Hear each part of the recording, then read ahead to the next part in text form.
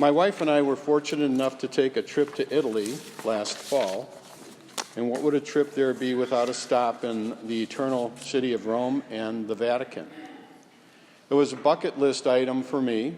My wife very much enjoyed it too, but her final comment was there was far too much walking.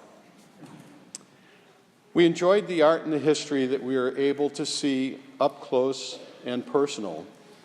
And I was especially drawn to the Sistine Chapel, being something that I had always thought about seeing. When we returned, knowing how little I understood about art after experiencing all of this, I bought a lot of books about it. One large book about the history of art had a nice section in there about the Renaissance period in Italy. But I was really drawn to a book by Andrew Graham Dixon called Michelangelo and the Sistine Chapel. And in this, he gave a biography of Michelangelo and also descriptions and commentary on each one of the paintings that he had on the ceiling of the Sistine Chapel. One of the panels in particular was commented on by a fellow by the name of Eric Auerbach, who is a literary critic. The one he commented on was a panel named The Drunkenness of Noah. In an essay that he had written called The Odysseus Scar, he talked about how the Greek legends, the people of the Greek legends, were so different from the Old Testament heroes that we're so familiar with. He said that his observations were that the Greek heroes of their legends and literature changed very, very little. Their destinies seemed to be clearly defined almost from the time of birth. And their emotions, while they were strong, they were simple and found expression instantly. The Old Testament heroes were really quite different. This was Michelangelo's theme in the painting of The Drunkenness of Noah, wherein he paints this Old Testament hero as going through a great transformation in the form and colors of a very vivid nightmare. Auerbach further observed, he said that the Old Testament heroes are much more inward and variable than their Greek counterparts. While they are separated by time and space, they are joined by their connection to one God, a God that they know they must serve. His purposes, though, however, are often hidden from them. Life for the Old Testament heroes is a painful process of discovering what lies ahead on a daily basis. The stern hand of God is always on these Old Testament figures. God made them, not only made them, he chose them and continues to work on them. And God produces men and women who are far different than what their youth might have suggested. As I reflected on this, probably after getting home, I had a strong feeling that Auerbach really wasn't only describing the lives and tribulations of the Old Testament heroes, but he was also telling my story. And he was telling the story of all Christians who have been baptized into this church. While I might have thought that I was finished with my own personal formation when I was confirmed, although that couldn't have been because I think back then I was confirmed in about the 4th grade. But people might consider that to be the end of their formation. But I found that I had many grace-filled moments in my life after that, later in life. For instance, I attended a Christ Renews His Parish retreat in the early 1980s that had a significant impact on me. In 1992, I attended a Mass the week after Easter, so I guess on the octave of Easter, and always at that Mass, what's read is the Gospel of the Doubting Thomas, we might think of it as. And so what happened is that as the bishop, it happened to be a bishop who pronounced the words that Jesus spoke to Thomas, which were, of course, "Do not be unbelieving, but believe." It was as though the world went silent, and this was a comment that was directed entirely to me. It was a very powerful experience. And of course, the birth of our son, John, in 1979 with Down syndrome, and then his death in 2007.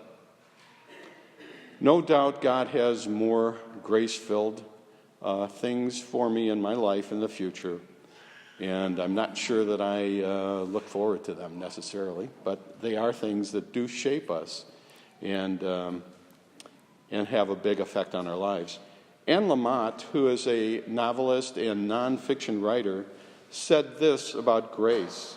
She said, "I do not understand the mystery of grace, only that it meets us where we are, but does not leave us where it found us." We too, again, are like the Old Testament heroes, separated in time and place, but united in one God, in worship of one God, whose purposes aren't always known to us.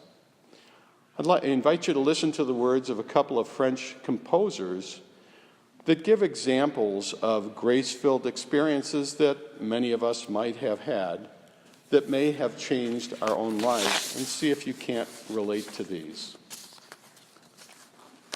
They write, "If hope has made you walk farther than fear, you will raise your eyes, then you will be able to hold firm until you reach the Son of God. If anger caused you to clamor for justice for all, your heart will be wounded. Then you will be able to struggle along with the oppressed. If weakness made you fall along the way, you will know how to open your arms. Then you will be able to dance to the rhythm of forgiveness. If destitution has made you search in the hungry night, you will have an open heart. Then you will be able to give the bread of poverty. If suffering made you share tears of blood, then you will have cleansed eyes. Then you will be able to pray with your brother on the cross. If sadness has made you doubt, on one evening that you felt abandoned, you will know how to carry your cross. Then you will be able to die in step with the God-man." I suppose I could end my comments here, because I think that was kind of the centerpiece of what I wanted to say here. But I still feel I owe you an explanation of how my reflection ties into the readings that we have. And they do connect. Lent is a time of transformation, and I see that each of these readings talks about transformations which are grace-filled moments at the hand of God. First is the reading from Chronicles, which talks about the transformation of a nation, and then Nicodemus is mentioned only briefly in the gospel reading, but Nicodemus too is somebody who went through quite a great transformation. The book of Chronicles, we read from the last chapter of the 2 volumes, and the 2 volumes of Chronicles is a theological history of the Jewish people. So it really goes through the history, but kind of emphasizes the theological aspects of what's taken place with these people. It goes from the time of Adam to the decree issued by Cyrus that we read today about releasing the Israelites from captivity. It's probably not a very familiar book to us because this is the one time in the 3-year lectionary cycle that we read from Chronicles on a Sunday Mass. The chronicler relates that God's people were losing their faith. They were falling into injustice and into irreverence. God wanted to save them from the consequences of what they were doing, and so he sent his prophets, who were then mocked and scoffed by the people. As a consequence, Israel faced its near destruction in 587 BC when the Babylonians overran and looted Jerusalem, destroyed the temple, and killed or carried off all of the people into captivity. After 70 years, and I suppose that would be a period of transformation, a compassionate God found a very unlikely person to bring his message to the people of Israel. It was Cyrus, who was a Gentile and also king of Persia. He released the Jewish people from their captivity and encouraged them to return and rebuild their temple. Nicodemus, too, has undergone a great transformation. He appears 3 times in the Gospels, only in the Gospel of John. He's a Pharisee and a member of the Sanhedrin, which is the Jewish ruling council. At his only meeting with Jesus, and we just hear the end of this conversation with Jesus in today's reading, but you might remember that he was quite a skeptic when he asked Jesus, "How can a person once grown old be born again?" Later in John's Gospel, Nicodemus began to change. Later, he defended Jesus to the Sanhedrin that wanted to see him arrested. And Nicodemus later openly assisted Joseph of Arimathea in Jesus' burial. Nicodemus had become a believer. Now today, as always, our liturgy celebrates God's great love for his creation and his people.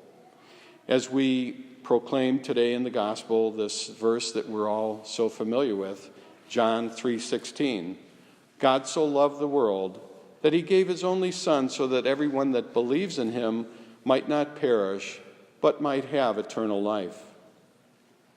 Today we also celebrate Laetare Sunday. We've reached the halfway point in Lent.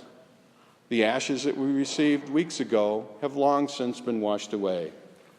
Laetare, which is Rejoicing Sunday, is a reminder and perhaps expresses the need for joy we have as we pass through this somber and penitential season.